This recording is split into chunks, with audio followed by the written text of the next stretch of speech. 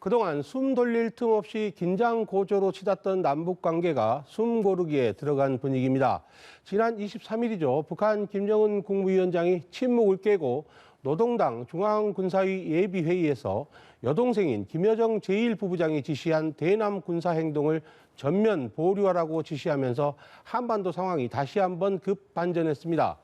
문재인 정부가 대북전단 살포 행위에 대해서 적극적인 단속에 나서고 존 볼턴 전 백악관 안보보좌관의 해고록이 역설적으로 문재인 정부가 미국 정부 내 매파들의 집요한 방해를 뚫고 북미 대화를 끌어내기 위해서 악전고투했다는 사실을 부각시킨 것이 영향을 미쳤다는 분석이 나옵니다.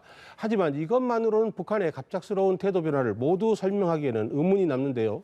지금부터 궁금증을 하나하나 풀어보겠습니다. 최용환 국가안보전략연구원 안보전략연구실장과 얘기 나눠보겠습니다. 어서 오십시오. 예, 안녕하세요. 네, 북한이 정말 태도 변화가 다이나믹합니다. 지금 예. 김여정 주도로 연일 대남 압박 수위를 높여오다가 김정은 국무위원장이 갑자기 나타나서 모든 얘기를 한 방에 다 뒤집었어요. 이런 태도 변화 어떻게 보십니까? 사실 어느 시점에선가는 이 상황 조절을, 속도 조절을 할 거라고 생각을 했는데 네. 다소 이른감이 있고 그래서 조금 당황스럽기도 합니다. 그렇습니다. 이게 북한이 애초에 계획한 것인지 아니면 중간에 북한이 예견하지 못했던 어떤 대내외적인 변화가 있어서 그런 건지 네. 라는 건 조금 지켜봐야 될 것 같습니다. 네, 그러시군요.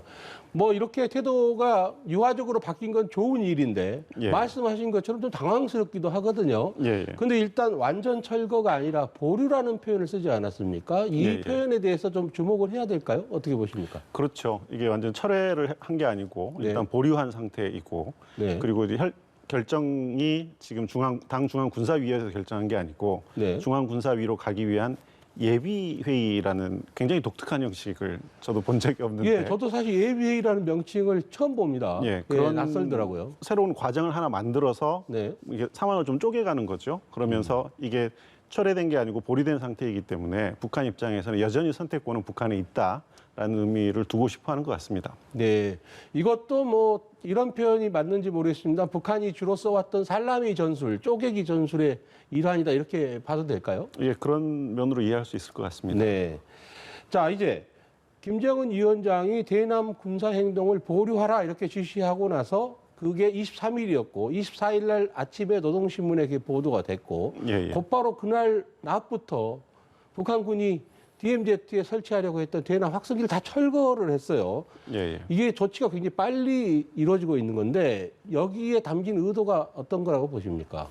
사실 대남 확성기 부분은 네. 뭐 저희가 처음에 대남 확성기 설치를 할 때 남쪽에서는 확성기를 틀지 않을 거다라고 북한이 판단하고 있구나 저는 생각을 했었는데 이 기술적으로 보면 사실은 확성기는 장비의 문제지 않습니까? 남쪽 장비 훨씬 좋습니다. 그렇죠. 그래서 조금 뭐랄까 전체적으로 상황이 진행되는 와중에 되돌릴 수 없는 방식을 사용한 것은 이제 연락사무소를 폭파시켜 버린 것이고 네. 확성기처럼 또 남쪽이 비례적으로 대응을 했을 때 본인들이 불리한 방식을 택한 것도 좀 이례적이고 해서 뭔가 전체적으로는 계획이 돼 있지만 그 과정에서 대남 사업 전문가들의 의견이 잘 반영이 되고 있지 않은 게 아닌가 싶을 만큼 좀 혼란스러운 측면도 있습니다. 네. 그리고요. 지금 문재인 정부가 좀 늦은 감은 있지만 대북 전단 살포에 대해서 상당히 단호하게 조치에 나섰고 또 김현철 통일부 장관이 사퇴 형식을 띠긴 했지만 어느 정도 문책성 퇴진이라고 볼 수도 있지 않습니까? 이런 것도 좀 영향을 미치지 않았을까요? 물론 그런 측면이 있을 거라고 생각합니다. 근데 조금만 더 밖으로 나와서 보면 사실 북한이 지금 남한을 압박해서 얻을 수 있는 게 무엇인가를 생각해 볼 필요가 있을 텐데요. 네. 만약에 정말 군사 행동까지 넘어가면 한미 공조는 더 강화될 것이고 네. 미군이 좀 더 전진 배치될 것이고 그러면 북한으로서는 최초에 얻으려고 하는 것을 잃어버릴 상황이 될 우려가 하나 있고요. 또 하나는 이번에 아까도 말씀드렸지만 그 공동 연락사무소를 폭파시키는 굉장히 자극적인 방식을 사용하지 않았습니까? 네. 이것 때문에 대북 여론이 우리 국민들 사이에 대북 여론이 굉장히 나빠져 있는데 사실 여론에 민감할 수밖에 없는 한국 정부가 이것 때문에 남북 관계에서 어떤 여지를 잃어버린다면 북한으로서는 대남 관계에 너무 세게 나가서 얻을 수 있는 게 아무것도 없는 상황이 돼버릴 수 있죠.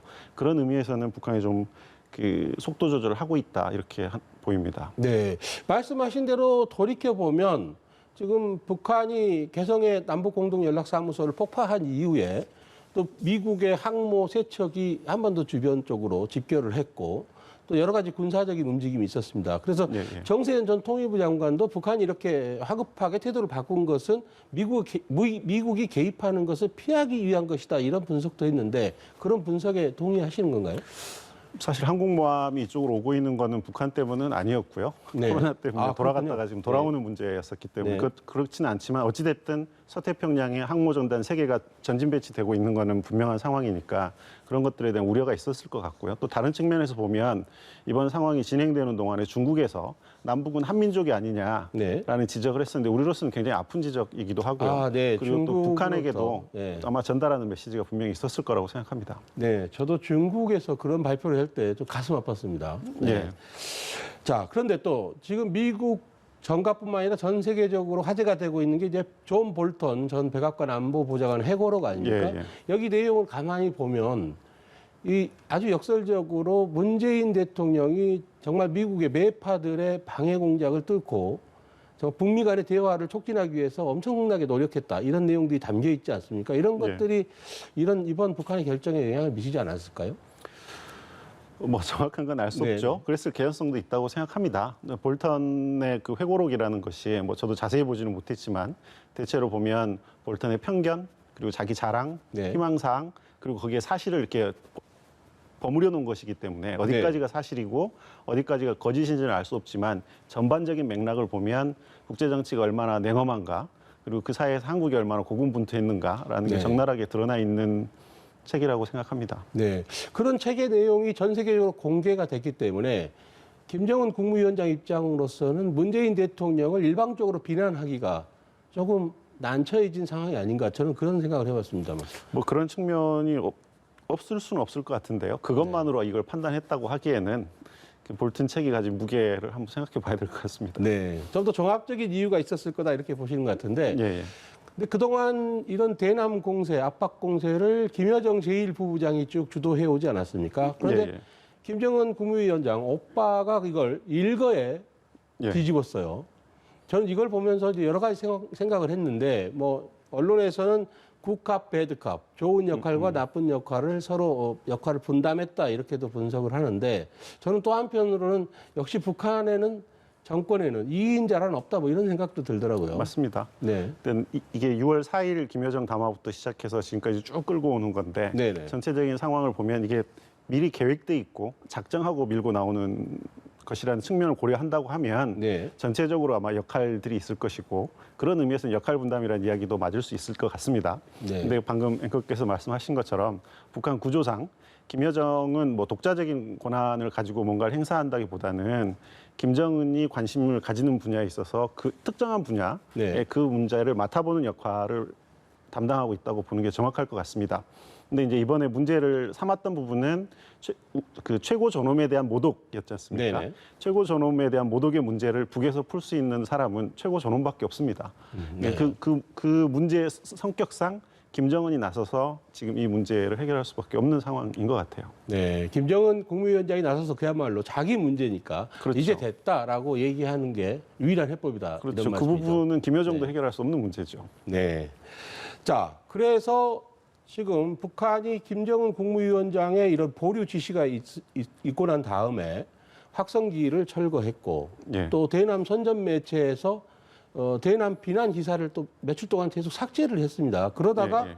다시 또 사흘 만에 미국에 기대서 어리석게 굴지 마라. 뭐 친미 사대주의 이런 얘기도 했거든요. 이건 또 왜 그런 겁니까? 그 비난의 맥락은 6월 초부터 이어온 맥락이 지금 그대로 이어지고 있는 것 같고요. 네. 이거를 수위 조절이라고 보기는 아직 그 시간이 너무 짧아서 예, 예. 조금 시간을 두고 봐야 될 것 같습니다. 근데 네. 북한 내부적으로 계속 여론몰이를 해온 측면이 있기 때문에 네. 북한이 공개적으로 상황 그 공개 메시지를 확 전환하기에는 뚜렷한 명분이 없으면 좀 힘든 구조가 있는 게 아닐까 그렇게 생각합니다. 네. 근데 이제 지금 향후 조치의 초점 중에 하나가 한미 동맹의 한 구조 중에 하나인 워킹 그룹 쪽으로 몰려가고 예, 있거든요. 지금 정부 여당 또 여당 내에서도 예. 워킹 그룹은 해체해야 된다 이런 얘기들이 많이 나오지 않습니까? 여권에서. 예. 어떻습니까? 이 부분은 해체될 가능성이 있다고 보십니까? 글쎄요, 이건 좀 두고 봐야 될 것 같은데요. 네. 일단 그 북의 비판이 합의를 해놓고 남이 한 게 없다라는 네. 거고 그 한계 없는 구조 속에는 네. 그 남한 정부의 친미 사대주의를 비판하고 있는데 네. 그 친미 사대주의의 상징처럼 되어 있는 게 지금 한미 워킹그룹입니다. 한미 워킹그룹은 9.19 평양 공동선언 이후에 그 2018년 10월 달쯤에 아마 만들어진 것 같은데요. 네. 처음에는 한국과 미국 간의 긴밀한 공조 혹은 원활한 의사소통을 위해서 만들어졌습니다. 근데 실질적으로 진행이 되는 과정에서는 사실은 미국의 의지가 한국 쪽에 관철되는 수단의 기능이 너무 강했기 때문에 네. 지금 우리 정부 내에서도 뭔가 좀 불만들이 있는 측면이 있습니다.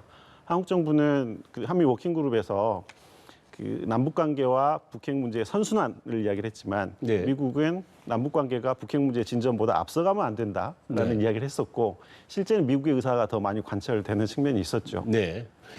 그렇죠. 자, 이제 일단 한숨은 돌렸습니다만 북한이 본회의가 아니라 노동당 중앙군사위 예비회의고 예, 예. 그리고 완전 철회가 아니라 보류라는 표현을 썼고 또 예, 특히 표현 중에 전쟁 억제력 강화를 위한 대책을 논의했다 이렇게 얘기를 했거든요. 예, 예. 앞으로는 어떤 기조로 나올지 짐작을 한번 해보시면 어떻겠습니까? 아마 전반적인 기조가 변할 거라고 생각하지는 않습니다. 지금 네. 이게 속도 조절의 문제이지 기조가 바뀌었다라고 하는 증거는 그닥 많이 발견되지는 않습니다. 네. 그래서 일단은 그 6월 초부터 이어온 북한에 대한 비난이라든가 혹은 그 정책의 기조가 그대로 갈 것이라고 생각을 합니다. 그 기조를 보면 네. 대미 비난은 상대적으로 많이 자제를 하면서 대남 비난에 굉장히 집중할 가능성이 훨씬 크고요. 네. 그거는 지금 미국하고 싸워서 얻을 수 있는 게 많지 않기 때문이라고 생각합니다. 네. 다만 이제 그 안심스러운 거 안심이라고 하긴 그렇고 그 최근의 특성을 보면 북한이 미리 예고를 하고 예고한 대로 진행하고 있고요. 그리고 그 뭔가 절차를 밝히고 그 절차를 밟아가면서 진행하고 있기 때문에 네. 저희가 좀 북한의 의도라든가 이런 것들을 파악하고 준비할 시간이라든가 이런 건 좀 시간을 줘가면서 네네. 진행되고 있다고 봐야 될 것 같습니다. 네. 일단 예비회의를 했으니까 본회의를 하겠죠?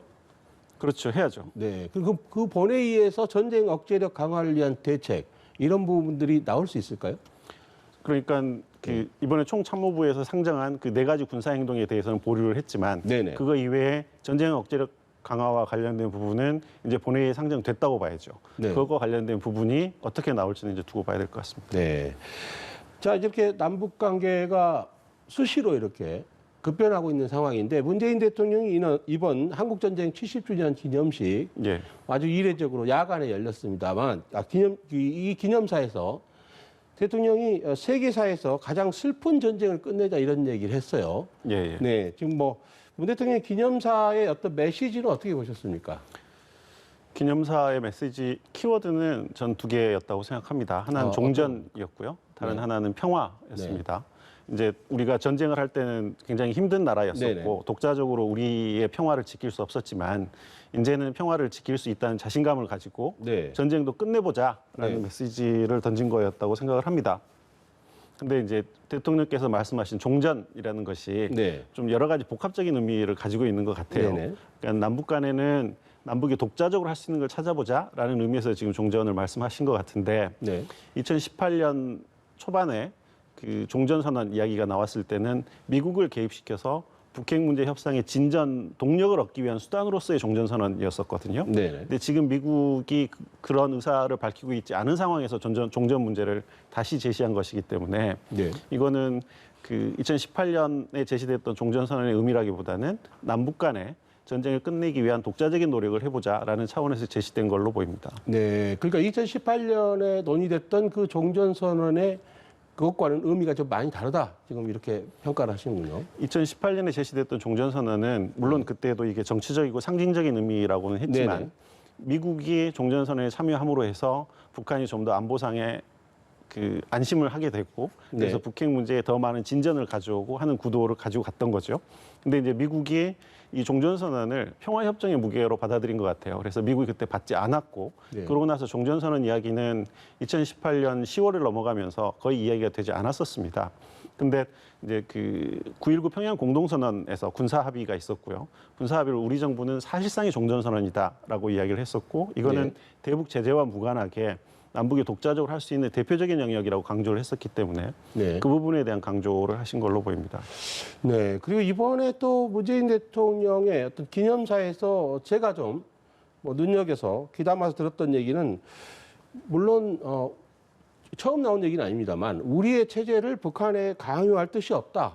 사이좋은 이웃이 되길 바란다. 네. 통일보다는 평화가 먼저다. 이런 얘기들을 했단 말입니다. 네. 이전의 기조는 맞지만 좀 더 직접적으로 표현한 느낌이 있는데 어떻게 보셨습니까?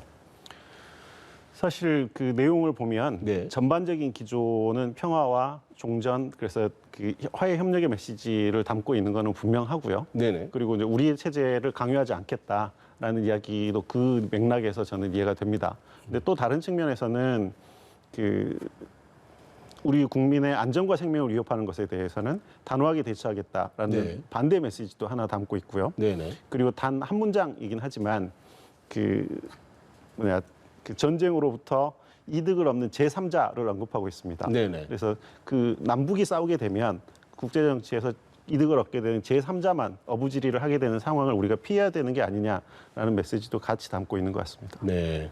그야말로 설득의 메시지 그리고 공감을 얻어내는 그런 메시지가 아니었나 그렇게 평가가 되는데요.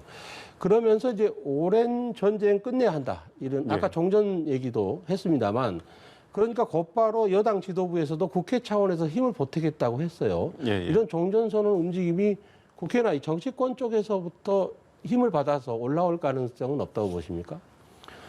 분명히 이제 국회에서의 역할도 저는 있으리라고 생각을 하고요. 네. 그리고 이제 종전선언을 이제 국내 정치적으로 어떻게 갈무리할 건가가 굉장히 중요한 문제인 것 같습니다. 네. 이게 이제 엄격하게 말해서 정전 협정상에서 정전 협정의 그 변화를 가져오는 종전선언이라는 네. 것은 정전 협정 당사자들의 사인이 필요하거든요. 네. 그래서 결국 그것은 우리가 그 2018년, 19년에 3자 혹은 4자 종전선언 이야기를 했던 것이 이제 그런 것이고요. 네. 그거는 정말 안정적이고 북핵 문제 진전과 관련돼서 동력을 얻기 위한 종전선언을 해야 된다면 그 미국이나 중국의 의사, 특히 미국의 의사가 굉장히 중요하고 그게 반영된 종전선언을 하는 게 맞습니다. 네. 근데 지금 상황에서 2020년 국면에서 미국이 그것을 얼마나 받을 수 있을지는 굉장히 의문이고요.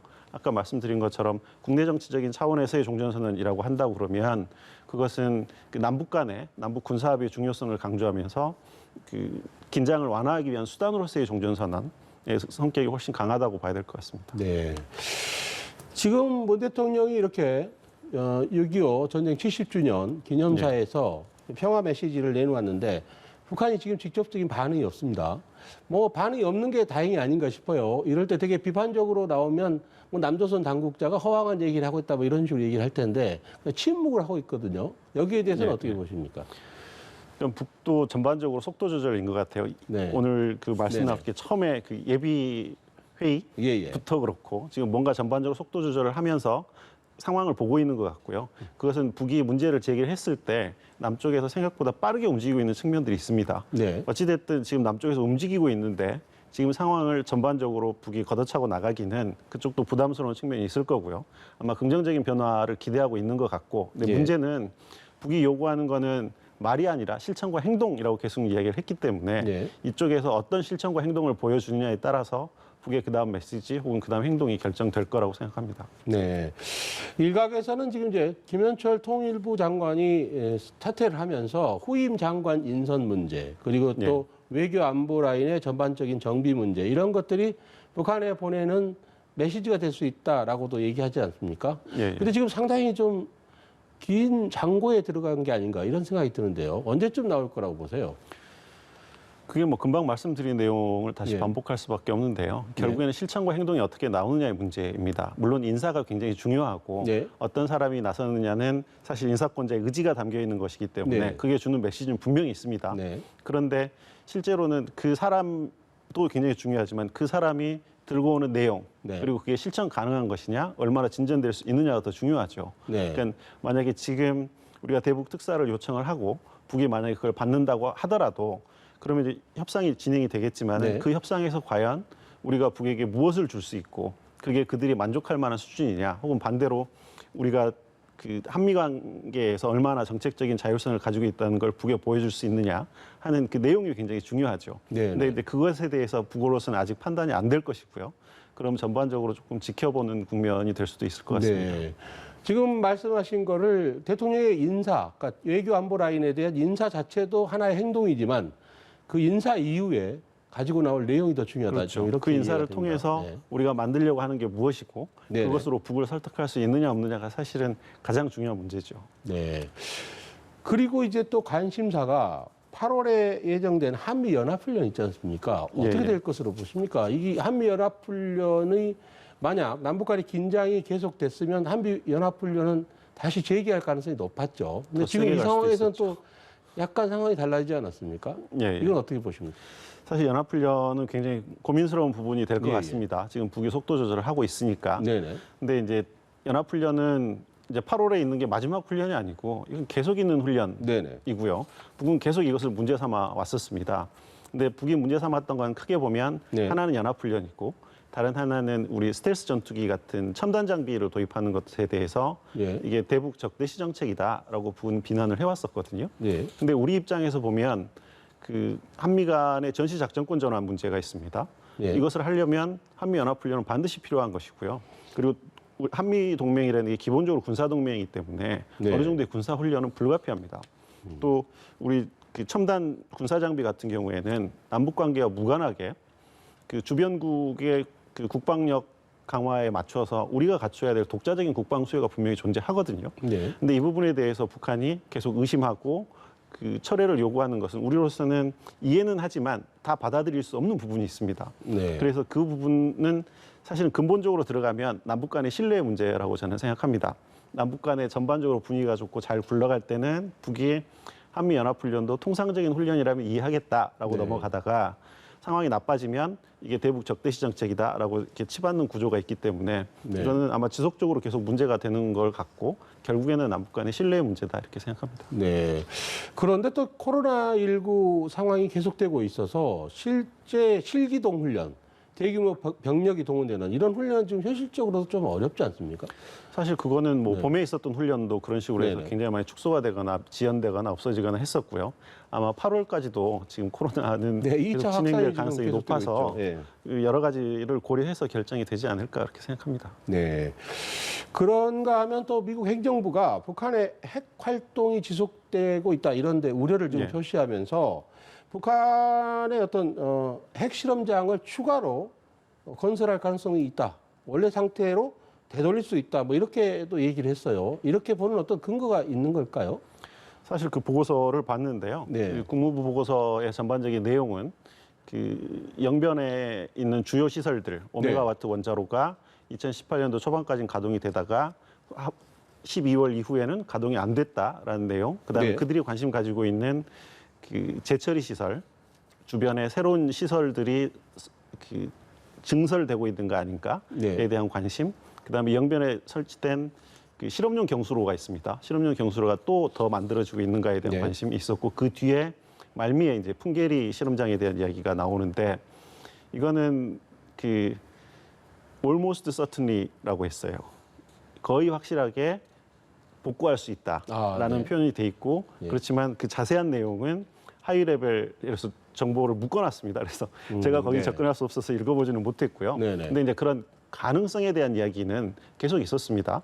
그래서 이게 기술적으로 불가능하지 않다라는 표현인지 아니 미국 쪽에서 정말 어떤 증거를 가지고 하는 이야기인지 이거는 지금 국무부 보고서만 봐서는 알 수 없지만 네. 전반적으로 미국 쪽의 분위기로 보면 지금 그런 가능성을 이야기하고 있는 것 같습니다. 네. 기술적으로 불가능하지 않다라는 이야기를 하는 거죠. 그거는 북한이 계속 그 북미 핵 협상 과정에서도 핵 활동을 계속 해왔기 때문에 네. 미국이 북에 대해서 가지고 있는 불신의 발로라고 생각을 합니다. 네.